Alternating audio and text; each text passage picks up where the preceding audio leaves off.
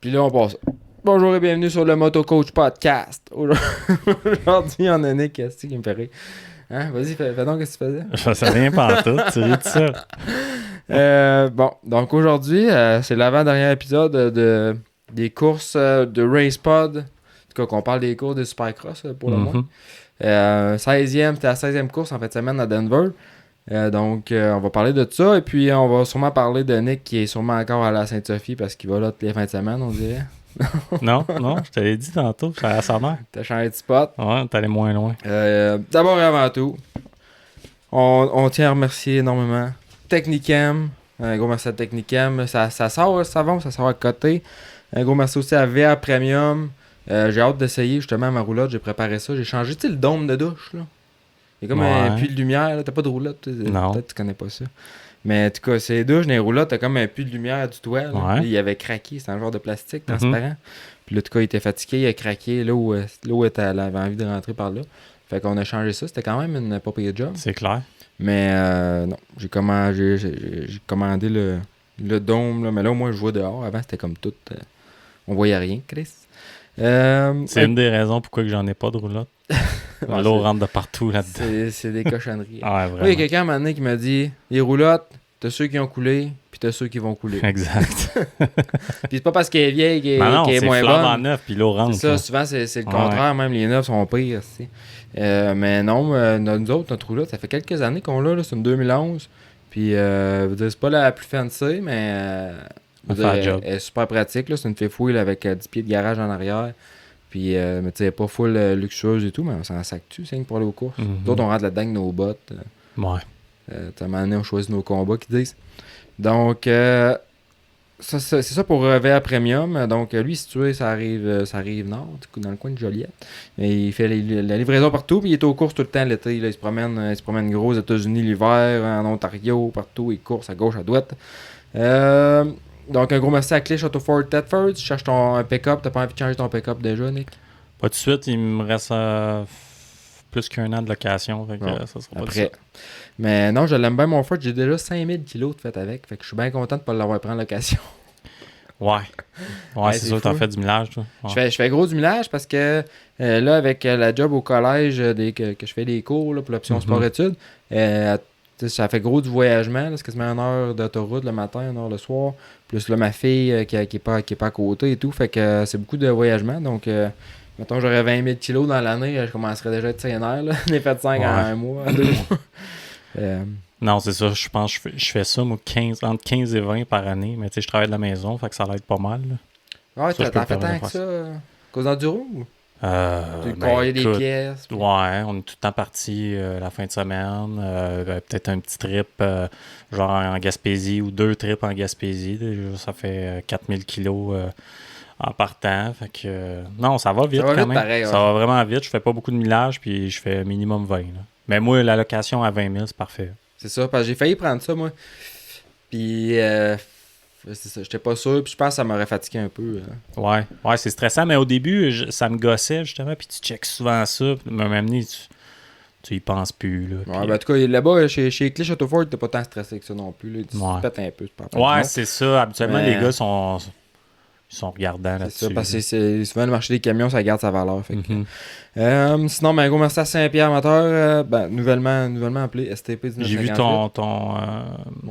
ton tirage, là. Oui, ouais. Tirage, c'est vrai, tu me fais penser.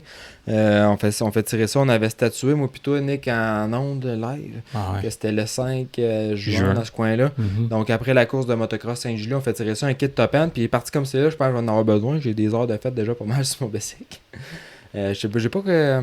Non, ça monte vite, ça monte vite. Ouais, c'est avec ça monte vite. On n'en parlera pas parce que d'un coup je vais le vendre, puis là, il y a rien que 60 heures, mon bike. Non, mais ça monte vite. Donc, on fait tirer avec STP un kit top end, ça veut dire kit de gasket, piston qui vient avec la pine et tout. Là. Mais tu sais, l'essentiel de base pour refaire ton haut moteur, si tu as besoin d'un mécanicien pour faire ça, puis tu es sur la Rive-Sud, ben, je peux même te faire ça, deux choses. Fait que ça, c'est pas gratuit, par exemple. Mais les pièces vont l'être. Puis justement, j'ai envoyé. Jess, c'est un des clients à Jess, ça, avec Kimpex. Et puis, elle avait affaire là. Fait que j'ai donné un piston, parce que mon cylindre était là-bas de CR250. J'attendais de recevoir le piston pour qu'il puisse machiner mon cylindre. T'es allé le porter le mardi. Mercredi après-midi, le cylindre était dans la boîte sur mon perron. Et voilà. Peux-tu croire? Moi, j'en revenais pas, j'étais pas prête, là. Je l'ai pas déballé avant 2-3 jours, j'étais vraiment pas prêt à le recevoir. Ah, c'est bon, ça, il y a du service. Ouais, ça opère. Toutes les fois que j'envoie de quoi là, ça arrive avant même que j'ai le temps de. Toi, c'est payant, moi, un podcast. C'est bien à cause de ça. Tu penses? Peut-être bien quand ils voient mon nom, ils se dépêchent un peu plus, mais pour vrai, je pense pas. Là, j'ai tout le temps eu du bon service là-bas, même avant, quand je connaissais pas du tout.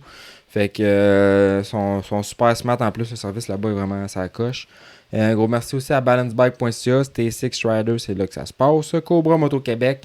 Je me suis fait demander des bikes d'Europe. Une personne d'Allemagne qui m'a écrit, une personne de France. C'est louche, ça. Ouais. Non, ben ça arrive quand même souvent. Ouais. Des pièces, j'ai déjà chopé des pièces là-bas. Il y a une coupe de bikes là-bas, mais il n'y a pas tant de dealers. Fait qu'en tout cas, là, je pense qu'il y en a ouvert un en Croatie. OK. Donc, ça en vient worldwide Cobra. Tu vas t'ouvrir un Il y avait un gars de business. Il y avait un dealer de l'Australie qui était là à notre dealer meeting. OK. Peux-tu croire? Donc, Cobra Moto Québec, ça roule pas mal. Je reçois beaucoup de demandes, des pièces, des ci, des ça. Puis surtout, j'ai beaucoup de nouveaux riders Cobra dans mon équipe. Des parents qui n'étaient pas dans cet univers-là avant, qui ont connu KTM et tout. Puis sont vraiment. C'est le fun d'avoir les bons commentaires là, que j'ai. Là, tout le monde tripe sur le bike. Tant au niveau performance qu'entretien et tout. Là, le monde sont vraiment satisfaits des bikes. Puis moi, c'est pareil. Là, ma fille, elle a retombé sur un petit bike à gaz. Puis elle a pogné une méchante coche. C'était beau avoir roulé en fin de semaine. Elle roule quoi, le petit 50? Elle roule un 50 avec moteur option Tyson dedans. Ça, l'option Tyson, dans le fond, c'est un Teneric Tyson. C'est le top mécano chez Cobra. Ça fait comme 20 ans qu'il est là, puis ça fait 30 ans que Cobra existe. Puis lui, dans le fond, tu peux payer. Puis c'est directement à lui. Là. C'est même pas Cobra directement. Puis lui, il va tout prendre les meilleures pièces des moteurs, puis des cylindres et tout, puis tout ajuster le moteur au poil pour qu'il soit le plus performant possible à la sortie de l'usine. Puis il est tagué Tyson Motor, puis tu vois qu'il a été assemblé par lui. Fait que j'ai jamais comparé par contre, mettons sur Dyno, mettons avec le même rider, tu sais, prendre 2 bikes flambant neufs, puis faire un test comparatif, là, ça serait intéressant de le faire. Mais en tout cas, c'est une option qui est disponible. Sinon, ben, gros merci à motocoach.ca. Là, on est en train de faire le renouvellement des pistes là, pour afficher. Donc, Jessica est là-dessus. Ça va assez bien à ce niveau-là. Les coachs aussi. Là, j'ai un gros projet qui s'en vient. À savoir si ça va voir le jour. J'ai des coachs qui ont fait part de leur intérêt et tout. Donc, à suivre pour ça. Mais tu sais, je reçois plusieurs courriels à chaque semaine, nous autres, dans notre boîte courriel, du monde qui cherche des cours, mais ils n'ont pas de coach. Hey, pour vrai, il y a vraiment un engouement là-dessus parce que j'ai référé moi-même une couple de... Alex, tu me référais toi, Alex Mercier, je crois. Il y en a un autre aussi, puis ça fait plusieurs personnes qui me disent « Ah, j'ai le goût de me payer. » On dirait que le monde, ils veulent investir. Ils commencent à voir de plus en plus que la technique, là, c'est vraiment important. Puis on dirait qu'ils veulent investir un peu plus sur eux autres, au lieu d'investir peut-être dans un exhaust ou dans une cochonnerie qui te fait pas avancer plus vite. Là, ça peut vraiment t'aider là, de te payer un petit cours personnel. Là. Ouais, puis on voit ça beaucoup. Le monde ne veut pas se faire mal non plus, surtout. Ouais, c'est ça. Fait qu'il y a beaucoup de ça. Puis ce qu'on tente de faire avec MotoCoach, c'est un peu de devenir le centre d'information pour ce monde-là, le point de ralliement. Quand tu as une question par rapport au coaching, aux pistes au Québec, tout ce qui se passe au niveau du motocross, que le monde, le réflexe, ça soit d'aller sur MotoCoach, puis qu'après ça, on peut les rediriger vers les pistes, vers les coachs, ici. Mais là, le problème qu'on a, c'est qu'on a plus de demandes de coach qu'on a de coach. J'ai quelqu'un qui m'a demandé aujourd'hui pour en Estrie, à quoi de Sherbrooke et tout. J'ai pas de coach sur MotoCoach dans ce coin-là. Des fois, c'est dans le coin de Shawinigan, à Mauricie. J'ai pas de coach à titrer dans ce coin-là. Donc, s'il y a des personnes là, qui veulent essayer de monter leur niveau de coaching, parce qu'il y a moyen de faire de la belle argent avec ça, puis c'est le fun aussi, puis c'est de vivre de sa passion. Puis quand habituellement, le monde, ils sont prêts à se déplacer quand même. Le monde sont prêts. Même Chavouille, nous autres, on va rouler, on fait tout le temps 2 heures de route minimum pour aller rouler à quelque part. C'est ça, le monde sont prêts à faire de la route, mais tu sais, il y a quelqu'un l'autre fois qui m'a appelé moi pour des cours, puis il était dans le coin de Québec. Ouais. sais, je vais-tu faire 2 heures et demie de route à la personne? Tu sais, c'était du monde qui commençait avec des motos, pas nécessairement. Non, mais tu sais, j'imagine. Ah, ok, tu sais, pour ouais. aller rouler, mettons, Ouais. dans ma track, que c'est Non, genre mais sloté. tu donnes pas de cours à d'autres pistes, mettons. Ben, moi, je suis ouvert d'en donner à d'autres pistes. Mettons, tu te rejoins mi-chemin. Mais le problème, c'est les assurances. Ah, Nouvellement, avec les assurances au Québec, ce qui est arrivé, ok. c'est que il y a juste un assureur.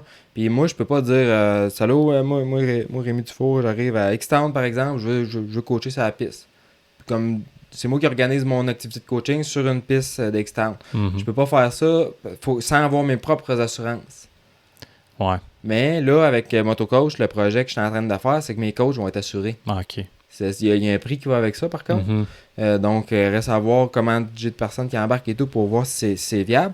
Mais c'est ça qu'on va réaliser. Fait qu'exemple, que toi, tu habites proche d'une piste RPM Saint-Marcel ou une piste, une petite Rivière-Rouge, whatever, puis que toi, tu aimerais ça donner des coachs à cette piste-là, mais un peu de façon autonome, en utilisant la piste, en louant la piste, si on veut. Ben là, avec ça, ça va permettre de pouvoir le faire. Même si tu as une piste privée chez vous. Ok. Le terrain sera pas couvert, mais au moins, tu pourras pas te faire poursuivre en tant que coach. Mhm. Tu vas être couvert pour Ouais, ça. ouais, ouais. Donc, en tout cas, c'est ça. C'est un dossier assez complexe, là, les assurances, là, dans les dernières années, avec ce qui est arrivé. Ils ont eu des poursuites et tout. Ouais. Ils sont vraiment frileux, là, les Ouais, assureurs. ouais. Ben, le motocross. Tout Ben, le monde est frileux Ouais, là-dessus. mais tout Puis, ce qui est tu sais, sport motorisé. Là. mais oui, puis je le dis tout le temps, là, dans tous les projets, peu importe le projet que tu vas avoir dans la vie, ton rêve, il va y en avoir un qui va vouloir te le briser, ça va être un assureur. Ouais. C'est Non, c'est tout, ça. dans tout, c'est ça. Avec les assurances, là, c'est assuré que tu payes.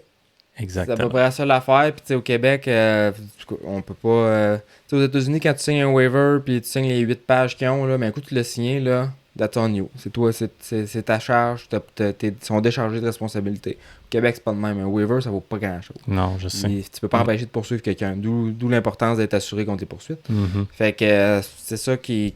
Ça doit être pour ça aussi la raison, mais c'est une parenthèse là, qu'on fait, Ouais. là, mais la raison du FQMHR, là, tu sais, que ça prend les numéros à cette heure de chaque, tu sais, que quand on va rouler à une track, ça prend absolument ton numéro FQMHR. Il doit y avoir une question d'assurance. Ouais, c'est là-dedans question aussi, là. d'assurance. Puis ils ont comme voulu un peu simplifier pour les pistes, puis pour les assureurs, la Ouais. formule. Tu sais, c'est comme avec ce numéro-là, tu dis que tu décharges la piste des responsabilités.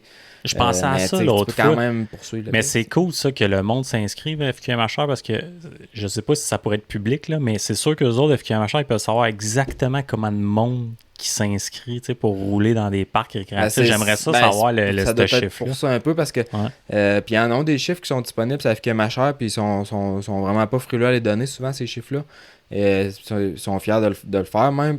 Mais c'est vrai que c'est des données intéressantes pour autant au niveau du Ça gouvernement. montre l'économie l'intérêt, un c'est peu ça. exactement l'intérêt de ça. Là. C'est ça, puis je pense que c'est ça. Ah, puis avec MotoCoach, les coachs qui sont affiliés à MotoCoach, ben ils vont le projet que je monte, c'est qu'ils soient assurés. Puis par la bande, ils vont être affiliés à la FQMHR parce que nous autres, on est membres FQMHR. Mhm. Donc, en tout cas, fait que c'est beaucoup de demandes de coaching, mais on cherche des coachs, donc ça prend du monde sérieux puis qui ont déjà fait ça et tout, là, mais c'est de quoi qui est disponible. Power Graphics, les kits graphiques. Sinon, ben, gros merci à D-Spec, mon bike, là, je l'adore depuis que j'ai la boîte là-dessus, j'en reviens pas, je tripe au bout. Puis j'avais pris l'option de la boîte, comme je t'avais dit, que je pouvais aller jouer dedans avec mon téléphone puis tout, mais elle va bien. Il va bien mon bike. Puis j'ai repensé à ça. Team HRC, là, ils roulent, eux autres, des boîtes Get. Au Canada aussi, Honda roule des boîtes Get. Fait que je me demande si ça vient pas un peu de là, le fait que mon mapping, genre stock de Get, il est sur la coche. Mhm. Il est plus sur la coche que le map, genre clean, il roule plus clean que la boîte d'origine. Fait que peut-être ça rapporte. Ben, ouais, peut-être. Je suis pas sûr à 100% que, mettons, ces gars-là, ils roulent le même mapping que... non, c'est sûr que non. Ouais, c'est ça. Mais ils ont tout travaillé peut-être à Ouais, c'est sûr, là. Ben, tu sais, je veux dire, en même temps, si tu offres un produit de performance, il est mieux... Tu sais, tu peux pas être juste égal, là. Il faut que tu sois au moins mieux, un peu mieux, tu sais, un certain pourcentage d'amélioration. De faire des mappings pour chaque bike, chaque modèle, chaque année. D'après moi, tu sais, Vortex ou Get, ils doivent pas passer... Ah, je suis pas mal sûr que oui. Ouais, c'est sûr qu'ils passent du temps, mais tu sais, ils refont ça toutes les années. Ben, si c'est un nouveau, non, c'est sûr que ça. si c'est une copie, tu sais, un 2024, ben, mettons, un exemple de 2021 KTM versus 2022, qui est probablement le même bike, peut-être même le même ECU, là, peut-être qu'ils vont faire du copy-paste là, pour 2022, mais dès qu'il y a une nouvelle, probablement une nouvelle amélioration côté moteur ou même châssis, quoi, ils doivent remettre ça sur le dyno, c'est sûr. Parce que ça prend pas grand-chose pour avoir des petites différences, là, comme juste un Husky puis un KTM qui est supposé être le même bike, mais ça feel différent. Le airbox, c'est pas la même shape. L'exhaust, des fois, pas pareil comme avec le gaz-gas. C'est ça, exactement. Puis ce qu'on vient d'entendre, c'est notre dernier sponsor de la liste, la Gabière. Le plus important. Non, ben l'été, c'est plus tranquille un peu. Là. Ouais. On est sans alcool, puis on est dans le grind de l'été, pré-saison. Ouais. Ça roule bien. Je voulais m'amuser avec Max en fin de semaine, pas mal. Mm-hmm. Tu parles ta vitesse, tu parles? Ouais. On a fait test. J'ai un lap timer Lit Pro. Mm-hmm. Puis là, je le mettais sur le bike à Max, sur mon bike. Puis là, on checkait c'est qui le plus vite. Puis c'est moi le plus vite. Oh, tu commences à jouer au coq, là. Ouais, je m'amuse, c'est de bonne guerre, puis on a du fun. Mais je fais beaucoup de bike, puis tu sais, la classement avec l'écho et tout, puis ça paraît, fait que on lâche pas, on s'amuse avec ça. Tant que le bike, il lâche pas. Ouais. On va voir ça à Issoudun. Ben, c'est ça se passe aux courses, hein. Ah ouais. Sinon, ben, c'est pas mal ça. En fin de semaine, toi, Nick, tu m'en parlais tantôt, t'es pas allé à Sainte-Sophie. En fin de semaine, t'es allé à. Non, j'étais. Mon plan initial, c'était Deschambault, puis. J'ai des grosses semaines de travail ces temps-ci, puis je fais beaucoup d'heures. Fait que je me suis réveillé samedi matin, j'étais brûlé, puis il avait mouillé pas mal dans la nuit. Puis son heure a affiché qu'il était ouvert. Puis je me suis dit, d'après moi, ça va être des conditions, ça va tomber des bonnes conditions. Puis j'ai passé la journée là avec une couple de chums, mon gars. Puis ça a viré vraiment des conditions de course, là. C'était excellent. Ça restait quand même assez flowy, là, c'était quand même assez rapide. Puis là, tu parles de conditions de course, tu veux dire des slots. C'était rough, des gros breaking bombs, des gros slots après les sauts. Le plateau qu'il y a dans le milieu, là, il y avait genre 5 gros slots. J'étais pas game de le swinger à cause de ça. Là, ouais, exactement. Ben, je pense qu'il y a juste Mekai qui le faisait. Okay. Là, ce plateau-là, c'est le même qu'il y avait, mais il saute juste à l'envers de exact. Okay. Fait que, puis non, elle était très collante. Là, il y a des places, des sections, c'est hard pack, puis c'est très glissant quand c'est sec. Là c'était tacky, ton bike, là, il soudait là, dedans. Là, c'était comme que à Sainte-Julie, ça fait aussi là, après qu'elle a été arrosée, mettons. Entre 11h et midi. Ouais, exactement. Ouais, puis il faut que tu sois sur le spot, là. Ouais, exactement. Mais tu sais, il y a un peu de sable à Sannerre. C'était comme un peu de la terre-sable à certaines places. On rentrait gros de sable là-bas. Hein. Ouais, fait que tu sais, c'était pas... il y avait une section, c'était vaseux un peu, mais c'était pas si pire que ça. Okay. Ça a vraiment bien shapé. J'ai bien aimé. En tout cas, c'était... un très bon training, là. J'étais brûlé après ça. Ah, moi, c'est pareil. Nous autres, on est allés samedi avec... justement, j'étais avec Max. Ma blonde est venue. Sa blonde est venue aussi. Et puis, ma fille qui était là avec son petit Cobra. Puis son... Je sais pas si t'as vu ça, là, le jeune de mes clients qui a lettré son camion Cobra. T'as-tu ça passé? Je pense que je l'ai vu, ouais. Je te dis, là, lui, il est Kool-Aid. Puis tout. Lui, all the kit. Il a tout lettré son truck Cobra moto en géant. Son gars il ride, puis lui c'est un triple de Roxanne, fait que son bike, les petits Cobras sont jaunes. Là, 94? Mini Roxanne. Ouais, j'ai vu, ouais. Ouais, il est nice. Ah, c'est que son bike est super cool, puis son père, c'est un méchant crinqué. Puis les autres, ils viennent de France, après 3 mois qu'ils sont arrivés au Québec. Puis c'est super bon client. Il est vraiment craqué, il met tous les sponsors de l'équipe, puis tout lettré son truck en Cobra, en gigantesque. Fait que, c'est cool. Un vrai maniaque. Fait que Marianne a pu rouler avec lui aussi. Mais non, la track, on est allé à Max Bike. Max Bike, moi j'essaie tout le temps d'aller là au moins une fois par année. C'est pas à côté. Surtout avec le maudit. Ça passe l'autre bord du Montréal, là, c'est ça. Là, ouais. Fait qu'en y allant, c'est pas si pire, mais en revenant, on est revenu par Trois-Rivières, pour te dire. C'était quand même un bon détour là, quand tu regardes en kilomètres. Mais en temps, ça revenait. Ouais. Ça disait 4 minutes plus long, mais ça prenait qu'un toto qui manque de gaz avant le tunnel. Ou de quoi de même. Oh, ouais, t'as une voie, t'es faite. C'est ça. Tu dors là, s'il arrive de quoi. C'est ça. Fait qu'on a été pour la voie sécuritaire, puis on est passé par Trois-Rivières. Mais ça valait la route. Pour vrai, là, ceux qui sont jamais allés là-bas, ça ressemble à aucune autre track qui est au Québec. C'est dans le bois, c'est quand même assez dans le bois. La track, pour les spectateurs, c'est vraiment pas. C'est pas tant la best place. Là. Tu vois même pas 50% de la piste parce que. Mais pour les riders, là, quand tu rentres dans la track, un petit peu plus loin, t'as des méga drops, méga côtes, ça monte, ça descend, puis c'est du genre de gros sable, pas de fond. C'est une track, c'est pas une genre de track qui a des gros sauts là, pour se faire mal, puis tout. C'est vraiment style motocross. Ça vient rough, slotter un peu, puis d'un côte, là, avec les vallons dans le sable, des grosses drops en descendant, avec un landing à l'infini pratiquement.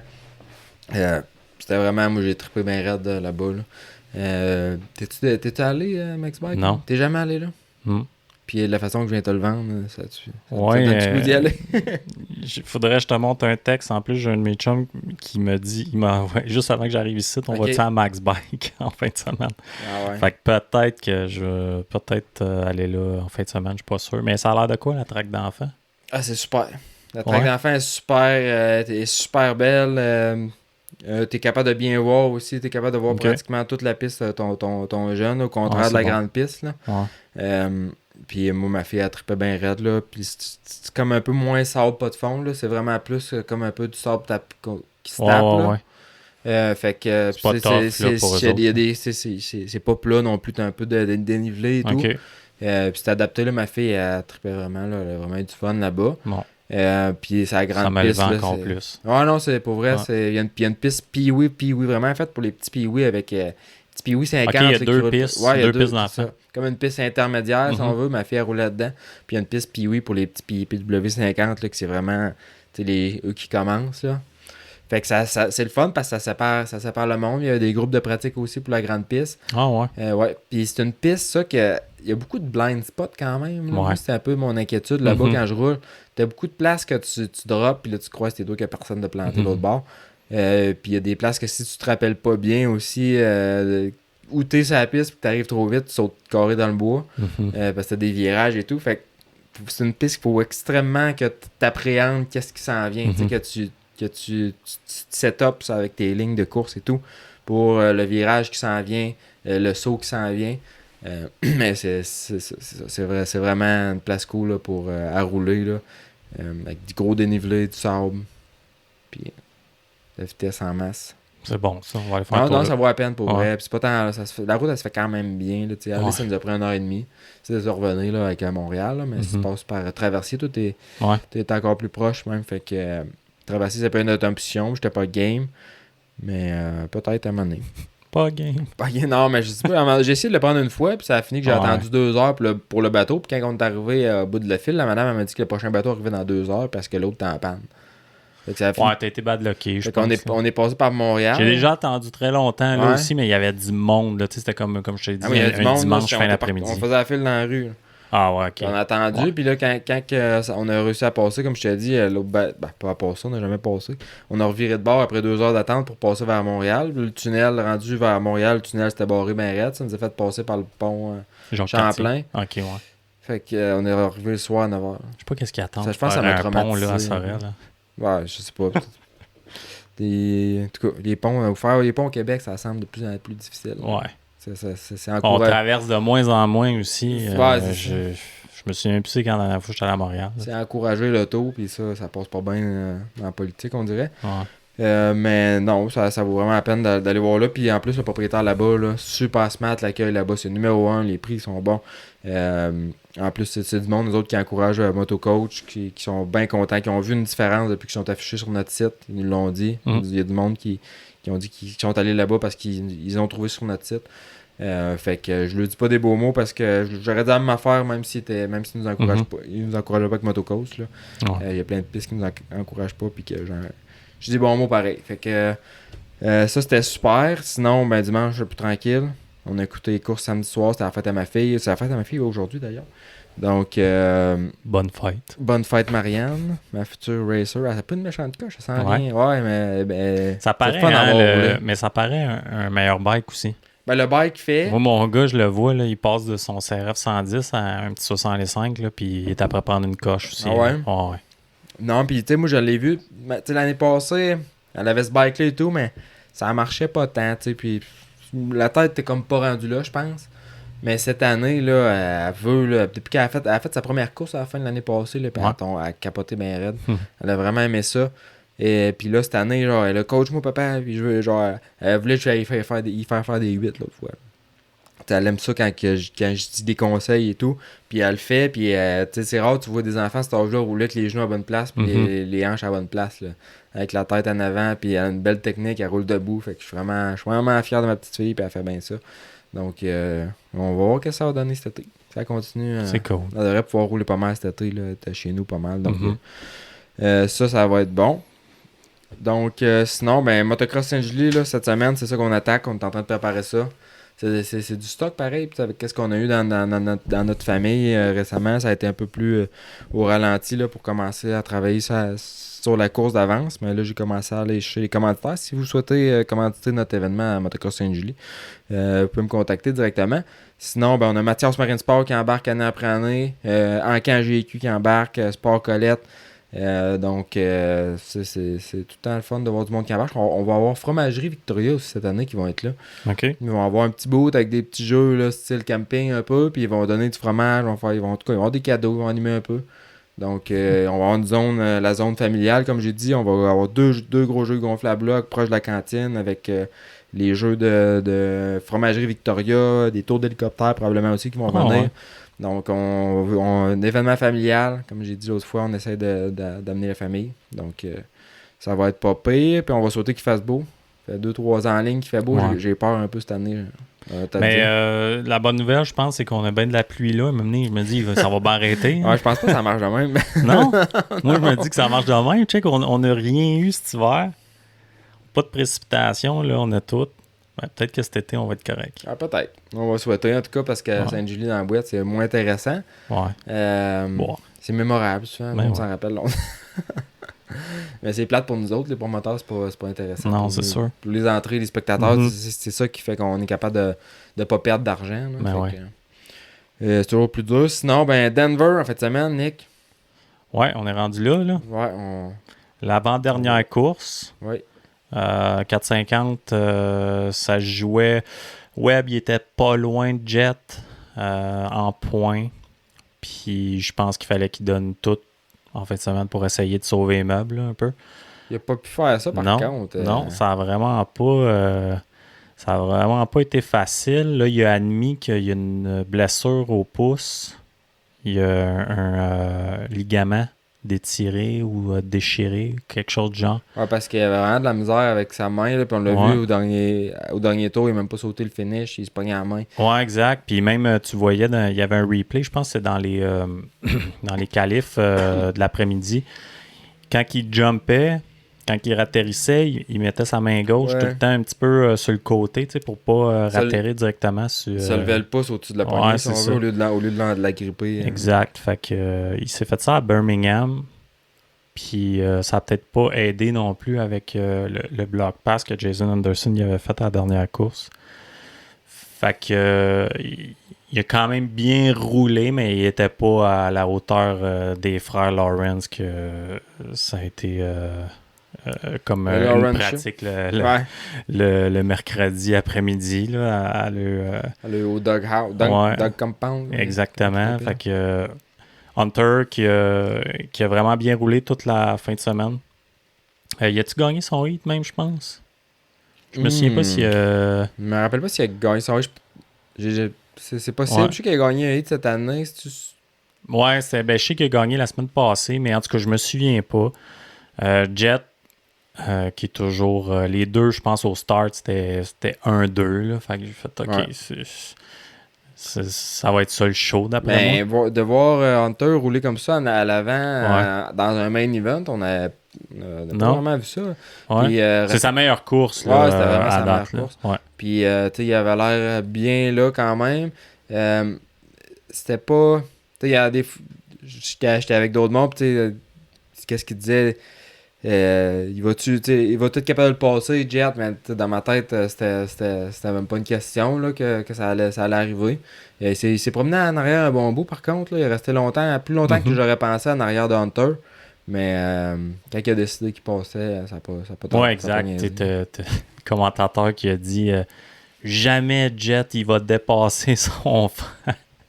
Les yeux m'ont reviré de Ah, bord. c'est ça, il a dit ça, hein, parce Ouais, il a que... dit ça, puis 3 secondes plus tard, Jet, il dépassait Hunter. C'est même pas une question, c'était Ah sûr non, qu'il allait passer. non, ça, c'était un drôle de commentaire.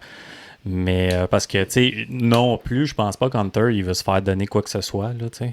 S'il veut pas gagner sa première course, puis en disant que son frère est chillé en arrière de lui toute la course, puis il l'a laissé gagner, je pense pas que non, ça serait pire que le contraire. Mais oui, exactement. Mais tout de même, il s'est accroché. Hunter, il est quand même resté proche tout le long. Puis Anderson, il était peut-être à 3-4 secondes un peu plus loin. Fait que les deux, il avait vraiment un bon pace. Tu regardes les lap times, là, justement. Best lap, Jet Lawrence, 54.42. Best lap, Hunter Lawrence, 54.5. C'est 20 centièmes là, de seconde. Mm-hmm. Best lap de différence. Puis t'avais Jason Anderson qui a fait pratiquement le même temps que Jet Lawrence. Après t'as Justin Barcia qui est dans 54. Ensuite de ça, on s'éloigne, mais c'était proche là, les temps. Le Jet, il n'y avait pas comme 2 secondes de plus vite. Là. Non, exact. Mais je regardais les qualifications de l'après-midi, là, puis ils montraient tout le temps, ils essaient de suivre les tops, là, mettons, puis de montrer un hot lap qu'ils font, puis tu le vois, Jet, là, quand ils sont hot lap, là, puis tu fais, OK, je sais pas, c'est difficile à dire, mais on dirait que le bike avance plus que les autres. On dirait qu'il sort du coin plus vite. On dirait qu'il y a genre 10 forces de plus que les autres. Il y a comme d'attraction que les autres n'ont pas. Exactement. C'est ce que j'avais observé moi, quand je l'ai vu rouler en live. Son bike, il avance par en avant. Tu sais, en voulant dire, il va chercher le maximum de traction. Sa roue est tout le temps à terre. Puis quand il vire la poignée à gaz, le bike, ça ne va pas de à gauche à droite, ça va par en avant. Puis moi, ce qui m'impressionne le plus, c'est que tu vois des fois un hot lap de Tomac ou même un hot lap de Webb cette année, il est quand même bon, ses qualifications aussi, mais tu sais, c'est balls out. Là, c'est des fois une jambe qui se ramasse en dehors du bike, puis tu vois qu'il c'est on the edge, là, exactement. Là, c'est sur la limite. Mais Lawrence, à chaque fois, ça a tellement l'air en contrôle. En plus, c'est ça qui est fascinant un peu de le voir rouler puis de regarder ça, un hot lap de qualif comme ça. C'est pas... il a fait des affaires cette année que c'était un petit peu sketch, puis il est arrivé des crashs, puis peut-être des choses. Mais généralement, il est tout le temps... assez steady. Ouais, il est très efficace, puis... on dirait pas qu'il prend des chances tant que ça. Mais la track était weird un peu. Moi, la track, c'est un point que je voulais amener. Là, moi, la track, je l'aimais vraiment pas. Là, autant au niveau du flow qu'elle avait, mais ça avait tellement l'air sec, dur, puis genre glissant. Ouais, là. Exact, c'est très, très hard pack. Justement, dans l'avant-midi, je vais revenir à ça parce que j'ai regardé ça. C'est rare, je le regarde, mais là, je l'ai regardé. J'ai vu des images aussi. Je pense qu'il montrait justement, c'était Thomas qui a tombé dans les pratiques. Ouais. Puis c'était genre dans la boîte. Pas dans la boîte, mais c'était collant. Là. Ouais, exactement. C'est ça, il y avait, en anglais, ils disent moisture, là, c'est de l'humidité. Dans le fond, c'est très humide, la track quand même. Fait que ça c'est viré avec des ornières, des slots, puis ça avait l'air soft un petit peu, mais d'après moi, il a venté, puis le soleil s'est mis de la part, ça a séché, ça avait l'air du béton, là, tu sais. Fait que la track était so-so, puis même les enchaînements, moi, ce que je trouvais weird, c'était... T'as-tu remarqué que des fois, tu sais, les lignes se croisaient? Il y a ça, mais je veux dire, le pitch du saut, il était souvent plus bas que le landing. Tu sais, il y avait comme des landings, fait que les gars, ils forçaient beaucoup, là, tu sais, pour passer par-dessus il y avait une step-on, step-off aussi, là, qui avait pas de lip dessus, fait que là, les gars, ils travaillaient gros là-dessus, mais il y avait plein de petites choses comme ça dans la piste, comme tu dis justement, que ça avait l'air forçant, puis pas tout le temps qui cassait le flow un peu. Ça avait l'air difficile de dépasser aussi. Des lignes qui croisaient aussi, tu sais, des choix de lignes que c'était vraiment out-in, in-out, que ça a fait des dépassements. Il y a une place, entre autres, que je me rappelle que toutes les fois que t'en avais un qui virait outside dans le coin avant la section rythmée, puis t'avais l'autre inside. À toutes les fois, il allait squeezer l'autre sur le bord, mais sans y toucher, mais assez assez pour le mettre ses nerfs pour qu'il saute quasiment ses coussins à gauche. Ouais. Il y a comme 2-3 dépassements qui sont faits à la même place, de la même façon. Fait que c'est ça, ça a pas fait des courses hyper intéressantes. Côté 450, en tout cas, c'était...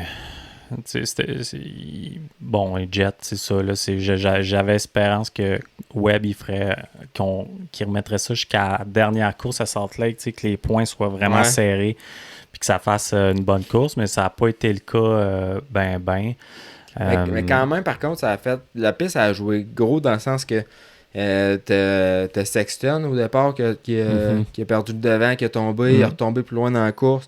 Beaucoup d'erreurs. Thomas, beaucoup d'erreurs des gars de Thomas. Il y a que c'était glissant. Thomas qui était. Il chargeait en maudit là, quand il est tombé. Il poussait fort, puis ça. C'est trop fort pour la track. Mais il a fait des crashs vraiment pas habituels là, pour Thomas. Là. Il y a eu le crash que tu as dit dans le mou, là, dans les pratiques, puis il a aussi caissé un trip en pleine face. Là. Il pouvait pas caisser le bike qui a arrêté là tu sais. Puis je pense qu'il s'est peut-être fait mal un petit peu là, Lawrence aussi. n'a pas fait pareil. Des images des pratiques ou des calibres, j'ai vu des images Jet qui caissent un gros. C'est comme s'il avait voulu juste le doubler, mais il est arrivé ben trop vite. Là. Il aurait atterri complètement dans la face là, de la troisième bosse. Fait que puis dans la course, on dirait qu'il y a eu un bon start. Il s'est dit ok, je vais essayer de pacer les gars. Il a tombé une fois, il a droppé. On dirait que il a droppé l'encre.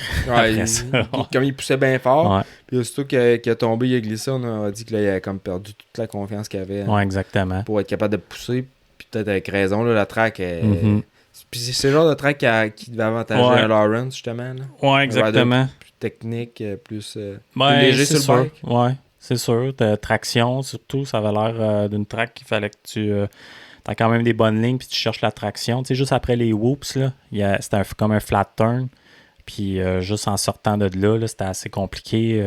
Tu voyais les gars, ils se battaient, ils essayaient de se trouver. Ils se faisaient comme une petite ligne d'à peu près 3 pouces de haut, juste après les whoops pour rentrer inside, puis essayer de sortir le plus rapidement possible. Puis sinon, il y avait du wheel spin à côté. Non, c'est ça. Sinon, ça va jouer... Dernière course, je pense que Lawrence il a besoin de finir. Je pense qu'il a besoin de finir à peine 10e peut-être pour clincher le championnat. DNF, tout de même. Exactement. Il expliquait par rapport un peu à la track justement, puis le fait que c'était sec. Puis je trouvais que c'était pas fou qu'est-ce qu'il disait. On dit souvent Webb, c'est un gars qui va virer bas d'un coin, plus ça vient rough, plus qu'il va descendre d'un berm d'un coin, ou aller où il y a moins de boss, qu'il n'y a pas tout le temps des slots de fait. Et puis être capable quand même de tordre la poignée puis de sauter le trip, mais dans une piste comme ça qui est ultra sec, d'avoir la drive après pour justement le traverser le saut, c'est peut-être de quoi qui a pas joué en sa faveur là, aussi. À Webb, tu parles? Ouais, peut-être. Je sais pas si c'est peut-être plus une question physique là, ou je sais pas exactement qu'est-ce qui... il a quand même fini 5. On s'est dit Barcia, il a sa meilleure course de l'année.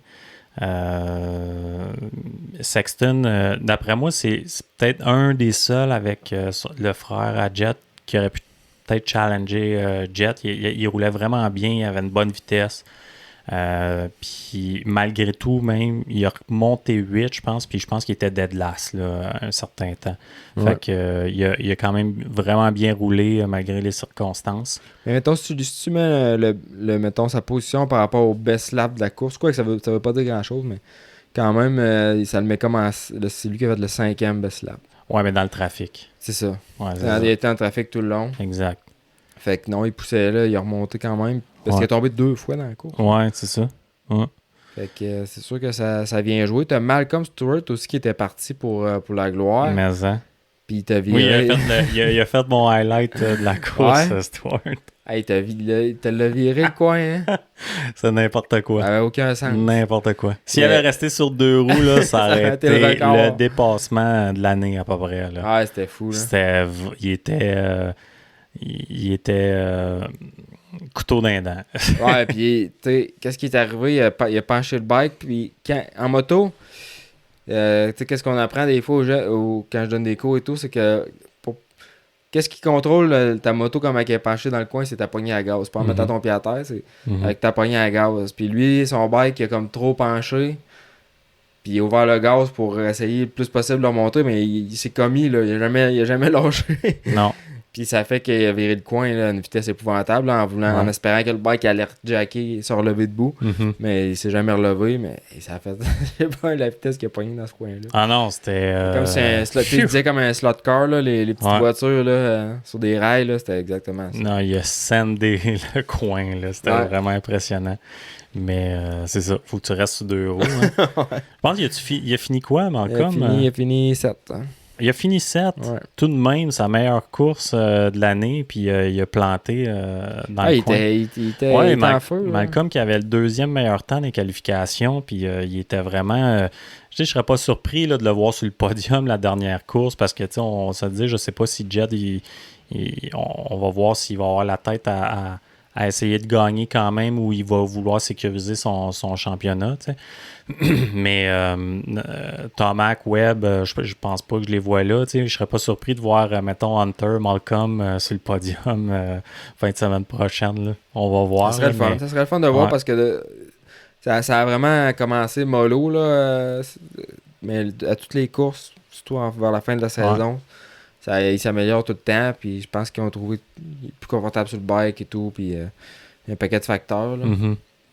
Ouais, il n'est jamais trop tard, mais il est un peu trop tard dans un certain sens. Ça peut être bon pour l'année prochaine. Mais Malcolm qui va faire les outdoors cette année, ça fait un bout. Fait que ça va être bien intéressant. Parce que lui, il avait été out, c'était fracturé le fémur, je me trompe pas. Non, je me souviens plus c'est quoi la blessure qu'il a eu. C'était fait un fémur. Ça fait un bout, me semble. Sa grosse blessure au fémur, c'était... quand il était sur Motoconcept Honda, ça fait une couple d'années déjà. Son crash d'un Whoops, mais je sais pas si c'est un accrochage avec soit Barcia ou de quoi de même qui l'a blessé, me semble, l'année passée. Quelque chose de genre. Je me souviens plus, là, c'est loin. Thomas qui a annoncé aussi qu'il allait faire les outdoors cette année. Fait que ça va être, le fun de voir... en espérant que ça soit pas un jet show encore. C'est ça, je me suis dit, en espérant que peut-être c'est ça qu'il va aller faire aussi, là, essayer de prouver un peu son point qu'il est encore capable. Oui, il est encore capable. C'est sûr que avec tout ce que Jet il fait dernièrement, puis la saison parfaite qu'il y a eu en outdoor l'année passée, ça commence à être un gros défi à relever, mais tu sais, peut-être qu'il va être hangover du Supercross Jet, là, je parle. Peut-être qu'il va être un petit peu hangover, c'est ça. En espérant que ça soit ça un peu. L'année passée, il y a du monde qui disait que peut-être ça ferait ça, puis ça n'a pas fait ça pendant tout. Fait que le kid, il est juste trop bon, là, dans le fond. Là. Ah, il est solide. On va donner ce qui revient. Il est vraiment, vraiment talentueux. Mais peut-être ça, outdoors, Tomac... ouais, ça va être bon. C'est un tordeau de poignée, là, puis en outdoor, c'est à la place pour la tordre. Fait que ça va être intéressant, c'est sûr. Malcolm, c'est pareil aussi. Donc, sinon, si on s'en va du côté du 250, ça se jouait, c'était RJ avec Levi Kitchen, là, c'était bien serré d'un point. Ça va l'être encore. Ben ouais, ils sont égales, là. Ouais. 2 plaques rouges à la dernière course, point égal, fait que le meilleur gagne, c'est la grosse pression, ses épaules, c'est qui va gérer mieux ça. Le départ va être super important, ça va être une course Est-Ouest. Si on parle des points, justement, là, parce que, exemple, 4,50, tantôt on était Jet Lawrence 3,36, Cooper Webb 3,16, là, fait que 20 points d'avance pour Jet Lawrence. Les autres sont moins là. Par contre, la 3e place dans les 4,50, il a Tomac et Chase Sexton. Il doit y avoir des gros bonus au bout de ça. Il doit avoir une carotte certain. Fait que ça va. Il risque de vouloir pousser là, ces deux-là pour aller chercher. Ouais. Puis ces deux gars qui sont capables de pousser, qui sont en forme aussi. Mais 2,50, comme tu dis, là, on est après la course de Denver, on est à égalité. Donc 186 points pour Levi Kitchen, la même chose pour RJ Hampshire, puis on a Jordan Smith. On a peut-être en parler, mais quand même à 3e place au championnat. Ouais. Avec 165 points, puis tu as Joe Shimoda à 163 points. Fait qu'il y a 2 points de différence pour la 3e place. Ouais. Joe, possiblement, qui serait capable de sauver les meubles un petit peu avec sa saison. Pas désastreuse, mais loin d'être parfaite, parce que le monde, il l'appréhendait beaucoup comme un top contender, dont moi aussi. Là. Je suis même surpris. C'est hâte, là, il a gagné sa première course en fin de semaine. Ouais. c'est tout à son honneur. Puis il a vraiment fait c'était parfait, là. Start. Tiré au shot, il est parti en avant. Il était super constant, rapide. Il suffit juste là, qu'il trouve de comment faire ça en début de saison, puis de minimiser les erreurs. Peut-être qu'il y a un aspect mental aussi à travers ça. On dirait que ça a toujours été ça un peu. Dans le press conference qu'après les courses, ils ont posé la question, puis ils disaient que c'était pas mal juste par rapport au start. Ils disaient, est-ce que tu as changé de quoi dans ton training? Puis c'est pas vraiment, c'était vraiment par rapport au départ. Là. Ouais, il y a ça, mais tu sais, il y a un aspect mental par rapport à ses starts. Parce que je me souviens encore, j'ai dans ma mémoire là, un start qui. Tu le voyais, il était quand même d'une bonne position pour peut-être starter dans les 8 premiers. Puis là, il y avait du monde à droite de lui, puis à gauche. Puis là, il était comme ses breaks, gaz break, puis il est sorti dernier. J'étais comme, c'est quoi qu'il faisait? T'sais. On dirait qu'il... Trop d'action. Là. Ouais, exactement. C'est moi que je pense qu'il a fait? Commencer à rouler avec des bouchons les oreilles. Tu penses? Peut-être. Ça, c'est mon truc. Si vous voulez un petit inside, là, rouler avec des bouchons en moto, là, moi, ça m'aide énormément. Dans les courses, justement, à rester concentré, là, pas se faire déranger par le bruit. Puis même en snowcross, c'est pareil. Beaucoup de monde. Puis j'ai pas tant que ça, par exemple. Ben, comme moi, j'en vois quand même pas. Peut-être plus dans justement une catégorie un petit peu plus sérieuse. Là. J'en vois quand même beaucoup. Ouais, mais tu sais, moi dans mon entourage, il y en a pas beaucoup, mais j'en initie beaucoup par contre. Puis un coup, tu as goûté à ça, puis que tu t'habitues à rouler avec, ça prend. Parce qu'au début, ça fait drôle. Ouais. Mais un coup, tu t'habitues à ça, puis c'est bien dur de s'en passer. Puis moi, je peux pas partir sans mes bouchons à cette heure. Puis en plus, c'est mieux pour l'audition là, à long terme. Là. Mais moi, ça m'aide vraiment à rester dans ma bulle. Donc, une petite parenthèse, truc. Ouais, c'est vrai que ça l'aide. J'ai déjà fait, j'ai arrêté de le faire. Je sais pas pour quelle raison, parce que je pense que je voyais pas tant de... Ça joue d'une personne à l'autre, ouais, là, justement. Là. Mais tu sais, quand je coach, mettons, des fois, j'en mets pas, tu sais. Pour être capable de parler aux jeunes, puis d'entendre quand ils me parlent aussi avec le casque et tout. Puis ça me fatigue, ça me gosse. Ouais. De pas les avoir, je trouve ça bruyant. J'entends le vent dans mes lunettes, j'entends. Tous les petits bruits gossants à ma chaîne. Tous les petits bruits que j'ai pas besoin d'entendre, tu sais. Parce qu'avec les bouchons, j'ai l'impression que j'entends seulement ce qu'il faut que j'entende. T'es plus concentré. Ouais. Moins de distrait. Mais comme tu dis, ça dépend d'une personne à l'autre. Ouais, puis, ta moto, tu roules avec un 350 street légal. Oublie ça, pas besoin de bouchons. Si je mets des bouchons, j'entends plus. C'est ça. Fait que, ouais, ça se passait entre RJ puis Levi. Écoute, Joe, il a tiré le shot. Levi, il s'est positionné assez rapidement en deuxième position. RJ est un petit peu plus loin, il a commis quelques erreurs. Il s'est fait solidement connecter par, je pense, c'est Trasher dans un coin. Même à la fin de la course, RJ était comme c'était à quoi qu'il pensait. Là. Il était un petit peu fâché. De ça, malgré qu'il n'a pas tombé, mais ça aurait pu... ça aurait pu mal finir. Oui, exactement. Puis ça jouait un petit peu de yo-yo. Kitchen, il rattrapait un petit peu Joe. Ben, il n'aurait pas fallu que la course aille 5 minutes de plus, je pense, parce que c'était vraiment serré les trois. Et après une seconde entre les trois sur la ligne d'arrivée. Oui, exactement. Puis un moment donné, tu as vu, là, la botte à Kitchen était complètement déstrappée. Oui. Mais pas juste une strap, là, complètement... Tout le haut. Il restait 2 straps sur 4. Ouais, tu voyais, tu sais, il y avait un loose de 2 pouces, là, à peu près. Là, ça doit être fatigant. Ça, des fois, ça peut être fatigant parce que ton e-brace, tu sais, il est pogné avec ta botte aussi. Ça l'empêche de descendre. Oui, exactement. Puis ça peut se mettre à bouger. Là. Ça botte, tu as de la grippe aussi que tu te sers pour te tenir après ta moto. Je sais pas, les Fox, ils ont bon pas de grippe là, avec eux autres. Fait que d'avoir cette lousse-là, là, ça veut dire que tes bras travaillent plus fort. C'est plus dur. Puis les bottes Fox Instinct, ils n'ont pas de velcro apparemment. Je connais pas beaucoup les bottes, ces bottes-là, mais Jess, ça me dit ça, ils n'ont pas de velcro. Okay. Fait que, tu sais, moi, mettons que mes bottes Liat, si ça détache, ça. T'as le velcro qui tient un petit peu. Le velcro, ouais, il tient quand même solide. Fait que lui, avec pas de velcro, il était fait, mais c'est rare qu'on voit ça en même temps. Ouais, c'était une méchante pub pour Fox aussi, mais il zoomait, Ouais. ça. C'était pas tant... Je sais pas si c'est une bonne Ben, pub ou pas, mais je tu sais, pense le pas monde. que quelqu'un va s'empêcher Mais d'acheter ces non, bottes-là mais parce je que... sais pas s'il s'est accroché avec. J'ai aucune idée de ce qui s'est passé là. Il peut pas avoir oublié de strapper non, c'est sûr sa que non. botte, là. Tu sais, il a dû. Je pense au départ que ça s'est arrivé. Ouais, probablement. Ouais. Mais ça fait drôle qu'il y en ait deux qui déclipent. Fait que j'avais peur un certain temps pour lui. Je dis, ça va-tu le gêner? Ça avait pas l'air de l'affecter tant. RJ, il s'est rattrapé. Il l'a rattrapé un petit peu. Mais il a fini. Ils ont tenu chacun leur position. Puis d'après toi, qui tu penses qui est plus solide entre Kitchen et RJ pour gagner ça? Kitchen puis RJ m'a dit Kitchen parce que RJ, on l'a vu rouler. Il était sketch à avoir roulé. Ouais, exact. Moi, je le regardais Ouais. puis je le trouvais peurant à voir Ouais. aller. J'étais sûr qu'il allait se casser la gueule avant la fin de la course. Mm.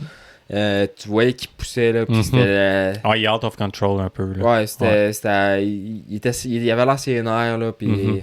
il a poussé plus que qu'est-ce qu'il est capable, mettons. Aller plus vite Mm. que la vitesse qu'il est capable d'aller. Fait que pour ça, je mettrais Kitchen, là, qui était beaucoup plus concis en avant. Mhm.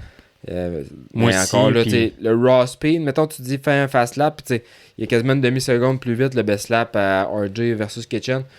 Fait que sur le raw speed, je pense qu'RJ est peut-être capable de faire un meilleur tour. Mais faut, comme tu dis, il faut que les deux Mm. roues soient à terre. Là. Ben, je pense que Kitchen, il y a plus de constance. Malgré qu'ils sont égaux à point, là, tu sais, il est arrivé une bad luck, il s'est fait ramasser par Cameron McAdoo au start, puis ça l'a fait tomber. Il a fini 14 à cause de ça. Mais il y a beaucoup plus de constance que RJ, je pense. Puis on dirait qu'RJ aussi, Kitchen, tu le regardes-tu parler un petit peu? Il est vraiment, il est plus nonchalant, puis il est comme, moi je suis content qu'on amène ça à point égal, là, ça va te donner tout un show. La dernière... Puis tu sais, RJ, il est comme, il trippe pas, tu sais, puis on dirait qu'il sent plus de pression sur ses épaules. Il veut pas, c'est un vétéran, ça fait longtemps qu'il est supposé gagner un championnat 250, tu sais. Il a tout le temps été quand même là, mais il a tout le temps fait des erreurs, ça a tout le temps fini par chier, soit des blessures, des affaires qui ont coûté un championnat.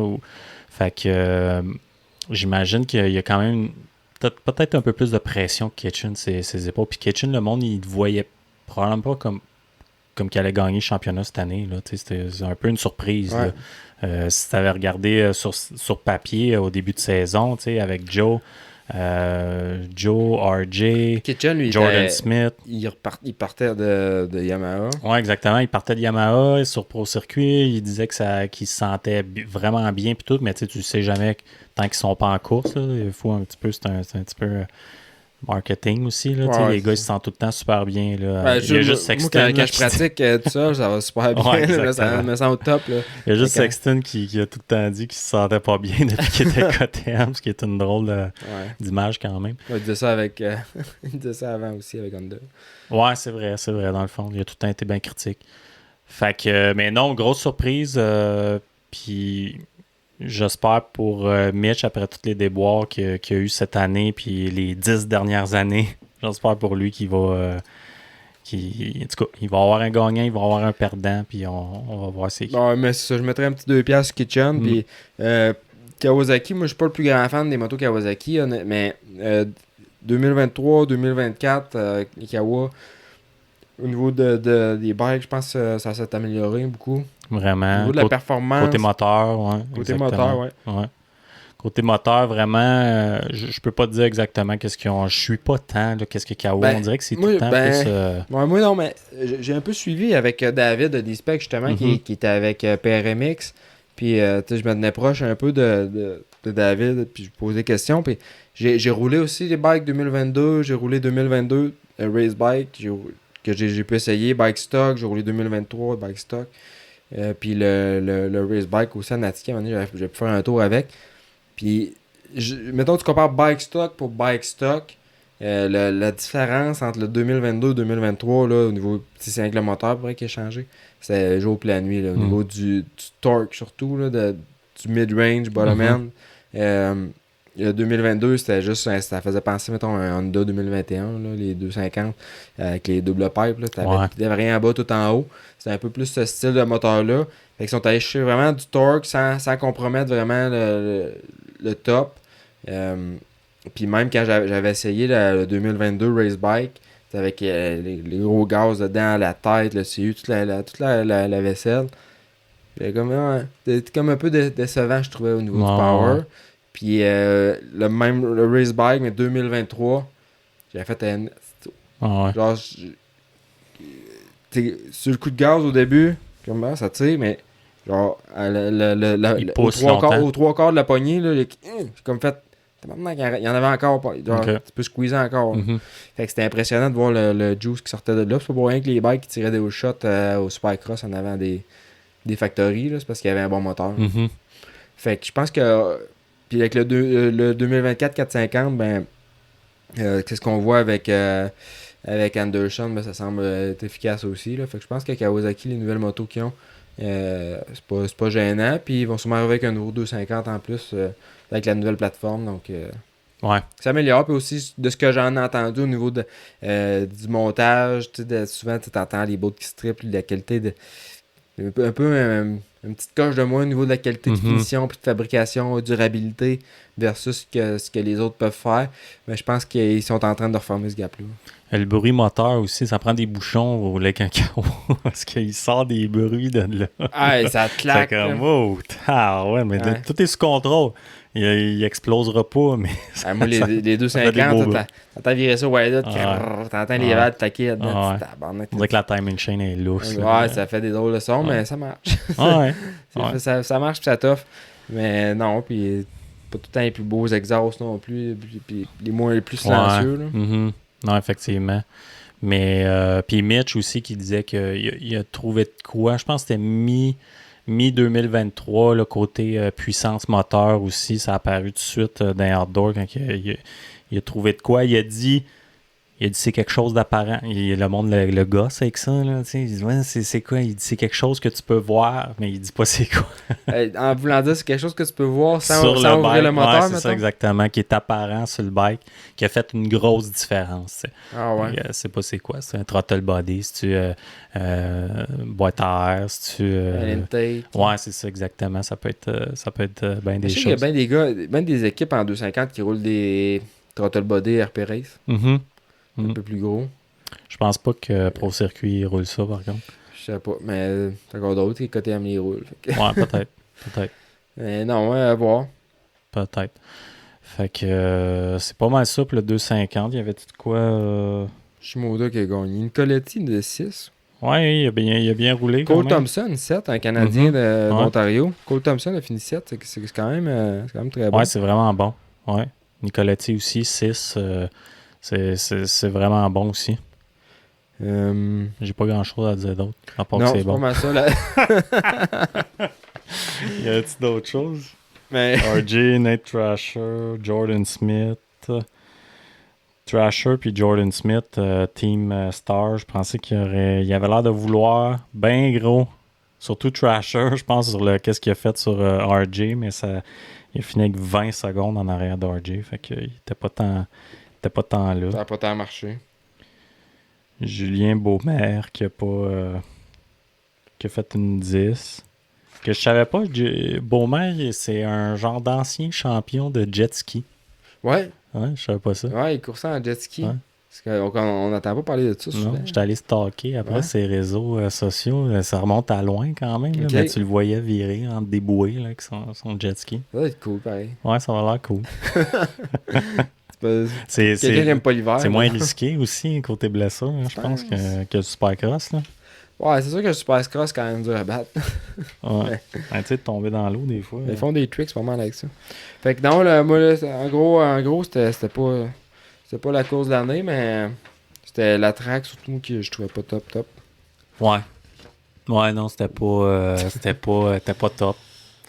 C'était pas la meilleure de l'année, en tout cas, ça, c'est ça. Puis, tu sais, Denver, c'est haut en altitude, hein, le côté moteur. Puis tout, je regardais un moment donné, tu sais, les gars, ils font des fake starts là, pendant les pratiques. Puis je pense qu'à 450, tu voyais, tu sais, ils startaient tout en première vitesse. Là, puis habituellement, ils startent au moins en deuxième. Fait que ça Ils robait. startaient en première? Ouais. Ouais. Ça robe Tu sais, bien, ils bien n'ont du pas les power. mêmes ratios que nous autres dans la transmission. Non. Parce que les premières, eux autres, sont capables de se souiller les tripes à la sortie des coins avec. Ouais, exactement. Ouais. Mais ouais, c'est intéressant. Ouais. Fait que non, ça a pas mal le tour pour ça. Sinon, mais tout mon Nick, en fait, cette semaine, les suspensions côté encore, ça lâche pas. Ouais. Déjà, même des gars que les suspensions étaient faites, puis là, ça commence à briser, mettons, ou à couler, puis là, t'envoies ça. Non, pas tout de En suite. top, non? Mais Max. Mais Max, ça fait un Ouais, il an. était dû. Ouais, c'est vrai qu'il était dû. Ouais, Max, des fois, il laisse aller ses affaires un peu. Ouais. Non, ça fait un bout, j'avais pas fait ça à Max. Non, c'est vrai. Ouais. Sinon, moi, mon bike, comme je te disais tantôt, mes suspensions, ça travaille super bien. En fin de semaine, t'as-tu des projets? T'as tout roulé? Ouais. Ben, peut-être, c'est ça. J'ai ça Sainte-Sophie ou Max Bike, en tout cas, que je prévois peut-être aller. On verra, ça va dépendre de la température aussi. Mais c'est ça, je voulais racheter tantôt Max Bike, j'ai pas pensé. Ça, là, quand que les pistes sont fermées partout parce que c'est dans la boîte, là, pis c'est de la merde. Tu vois, Max Bike est ouvert. Ouais, exact. Mais oui, c'est du sable. C'est du gros sable, pas de fond. Je me souviens de l'année passée, je pense que tu étais là. Moi, je suis pas allé, mais c'était une journée là, que c'était épouvantable comment il mouillait. Puis tout le monde s'était ramassé là. Je pense que toutes les pistes là. étaient fermées quasiment, sauf Max Bike. Mais à Max Bike, il mouillait assez, mais il mouillait pas vraiment. Puis j'avais été là, puis les conditions, c'était débile. Puis c'est ce que j'ai eu en fait semaine, à peu près comme conditions. Sauf moins de riders, moins de gars rapides aussi. Fait que ça s'est moins magané un peu, là, mais c'était quand même solide. Il n'y a pas de poussière. Là. En parlant de conditions, t'as pas vu.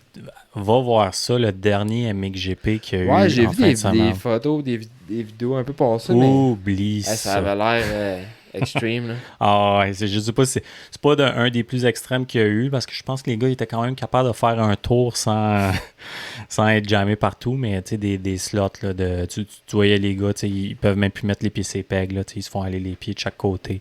Puis ils poussent le bike. Des fois, si tu n'es pas dans la bonne ligne, ça se peut que tu restes jamais là.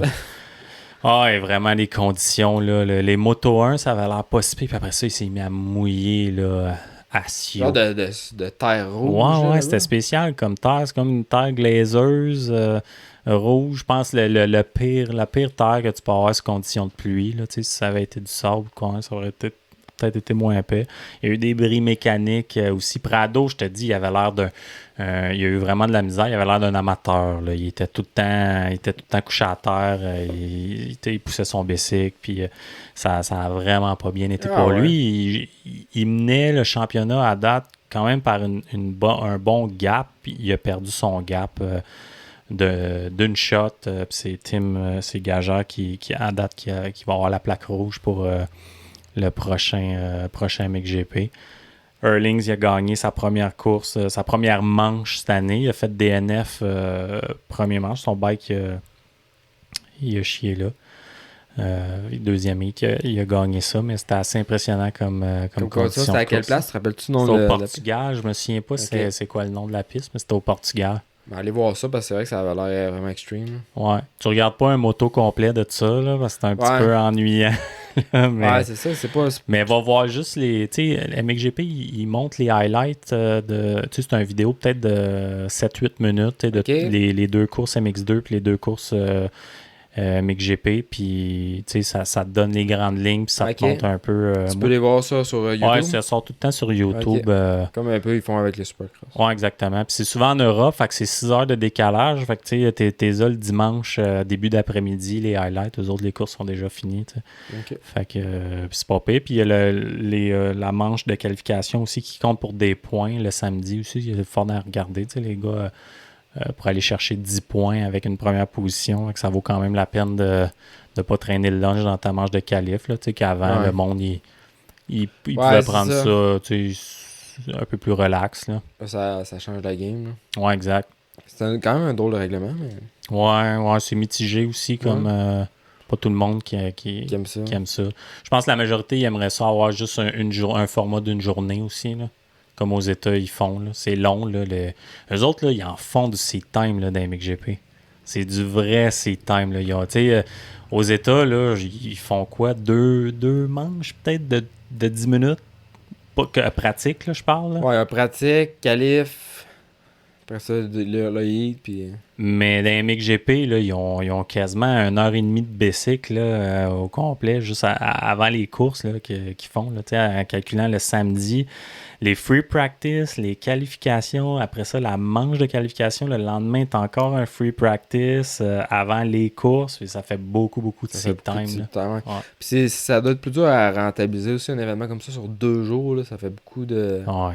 Puis le coût là, des inscriptions là-bas, c'est impossible pour un privé à peu près là, d'aller faire ça. C'est astronomique. Là. C'est pas cool pour ça. Là. Il est bien jugé aussi. Là, le gars qui gère ça, Luongo qui s'appelle, là, il est réputé comme d'être quelqu'un qui est bien à l'argent. Là. Fait que c'est pour ça qu'il y a bien des courses. Il y a des courses qui vont au Qatar ou en Arabie Saoudite. Il n'y a pas un chat, il n'y a pas un spectateur, mais il y a où l'argent, tu penses? C'est ça, exact. OK. Ah ouais. Ouais.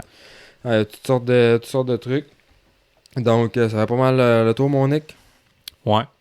Il en reste un race pod. Je suis pas là. Là, tu peux pas choquer le dernier. T'as tout fait. Ouais, non. On va se boire une bière forte là au prochain. On va se prendre une 10. Non, mais ça fait... C'est le fun à faire, puis... mais c'est avec l'été qui commence et tout, là, même moi, au niveau des faire des podcasts avec des invités, c'est plus dur juste de booker le monde, beaucoup plus difficile. Tu peux pas sortir ton gréement dehors sur un couch là, au gros soleil et on serait bien en tabarouette. Là. Sais-tu quoi, t'as raison? En plus, j'ai vu ça l'autre fois, un podcast, les gars, ils faisaient ça, un podcast assez populaire, là, mais ils étaient tout écrasés sur un couch avec le micro dehors. C'est clair. Je vais penser à ça, on va essayer de faire de quoi de spécial pour le dernier épisode, on pourrait avoir peut-être un invité aussi. Là. Ah, puis ceux qui écoutent encore, qui sont rendus jusqu'à la fin, là, on sait que vous êtes là, mais suggérez-nous qui c'est que vous aimeriez avoir dans le dernier RacePod. Quelqu'un que ça pourrait marcher, là, faire déplacer quelqu'un ici un lundi soir pour c'est peut-être plus dur là, s'il habite à 3 heures de route. Ouais. Mais si vous avez une idée de quelqu'un... elle venait quand même de Sherbrooke. Hein? Oh, il y a du monde qui ont fait de la route en masse pour venir nous voir ici. Mais en tout cas, si vous êtes si ça vous interpelle ou encore que vous connaissez quelqu'un qui ça serait cool là, qui fasse le dernier RacePod avec nous autres, puis on pourrait essayer de faire un setup dehors comme Nick dit, ça serait une bonne idée. Coucher de soleil à Sainte-Julie avec on a un beau spot pour ça en plus, fait que ouais, on pense à ça. Sinon, un gros merci à Technicam, VR Premium, Clé Château Fort Thetford, STP 1958, l'Apostrophe Photo. Aussi un gros merci à balancebike.ca, Cobra Moto Québec, motocoach.ca, Power Graphics et D-Spec Motorsports. Yes sir. Yes mon homme. T'as pu le lire encore lui? Yes mon homme. Yes mon homme. Fait qu'à la prochaine. Salut. Ouais, c'est ça.